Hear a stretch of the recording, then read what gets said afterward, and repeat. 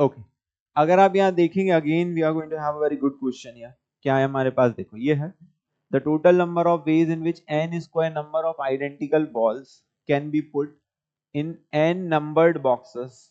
ठीक है, हमारे पास टोटल कितनी बॉल है, n स्क्वायर आइडेंटिकल बॉल्स हैं और इनको ना हमको n नंबर्ड बॉक्स में डालना है जो 1 2 3 अप टू n है, such that ith box contain at least i number of balls. ठीक, जैसे मान लीजिए पहला बॉक्स है उसमें कम से कम एक बॉल होनी चाहिए, दूसरे बॉक्स में दो बॉल होना चाहिए, तीसरे बॉक्स में तीन बॉल होना चाहिए, थर्ड बॉक्स में कितना होना चाहिए, कम से कम तीन, फोर्थ में कम से कम चार, एंड जो हमारे पास nth बॉक्स है उसमें कम से कम n होना चाहिए. अब सभी बॉल आइडेंटिकल हैं तो हम क्या करते हैं, हमें एक बात तो समझ में आई, हमको एक बात तो समझ में आई कि जो बॉल्स हैं, मान लेते हैं कि भाई पहले बॉक्स में है x1 बॉल्स, दूसरे बॉक्स में है x2 बॉल्स एंड xn वाले बॉक्स में है xn बॉल्स.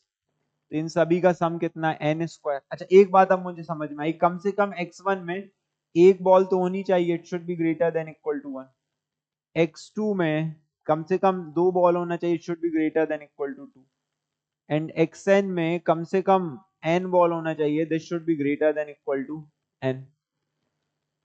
तो आप इस बात को समझिए कि अगर कम से कम इतना बॉल होना चाहिए तो सबसे पहले हम x1 को क्या दे दें, एक बॉल दे देते हैं, x2 को दो बॉल दे देते हैं, x3 को तीन बॉल दे देते हैं और xn को n बॉल दे देते हैं. तो n इंटू n प्लस 1/2 ये वाली बॉल्स तो हम दे चुके हैं इनको, हम n इंटू n प्लस 1/2 ये वाली बॉल्स इनको दे चुके हैं. तो अगर पहला वाला बोल रहा है कम से कम एक, दूसरा बोल रहा है कम से कम दो, nth बोल रहा है कम से कम n, तो इतना बॉल्स तो आप दे चुके हैं. अब कितनी बॉल्स लेफ्ट हो गई, balls left is n square minus n into n plus 1 upon 2, which is nothing but 2n square minus n square is n square minus n upon 2. हमारे पास ये बॉल्स बची हुई हैं. अब इन बॉल्स को हमको फिर से उन्हीं बॉक्स में डालना है, कौन से, that is first second third, ये जो नंबर्ड बॉक्स है इनमें डालना है. अब क्या है, अब कोई रेस्ट्रिक्शन नहीं है, अब आप कितनी भी दे सकते हो जितना आपको देना है.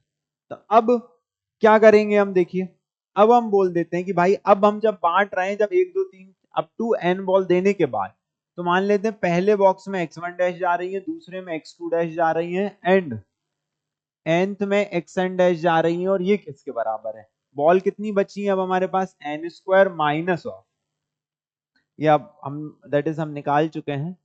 कितना निकाला है आपने अभी बच्चों, देखिए आपने निकाला n square minus n upon 2 balls.